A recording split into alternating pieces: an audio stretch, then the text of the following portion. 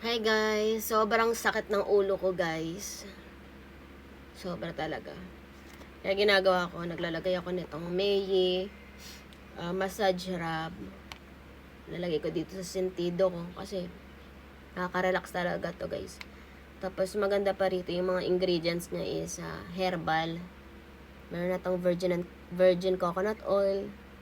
Meron na siyang Cera Alba or yung beeswax. May ginger oil na rin siya. Ayan, and then may menthol na rin siya kaya medyo ano siya, cold, ganun. Parang malamig yung pakaramdam.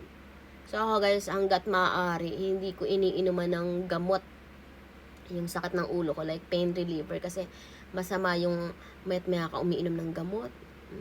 Masama yun. Like, sa isang buwan na makarami ka ng inom ng pain reliever, nakakasira po kasi siya ng kidney. So ito pa yung ginagamit ko. So, ayan guys, ayan, nalagay mo na nga, diba? Tapos, massage mo konti lang, ayan. Massage mo yan. Tapos, meron ako nilalagay sa ulo ko. Ito nga po pala ay migraine relief cup. So, ako kasi madalas migraine siya. Kasi, pagka ang sakit ng ulo mo, umaabot sa point na lumalapot yung laway mo, tapos sumasakit ng matindi ulo mo, tapos pati batok mo, tapos nasusuka ka na, migraine po yun. So, ito po, migraine relief cup. May gel po siya sa loob. Sobrang lamig niya kasi nilagay ko sa ref. So, ilalagay nyo siya sa ref. And sobrang lamig po niya. And gaganyan nyo po siya sa ulo nyo.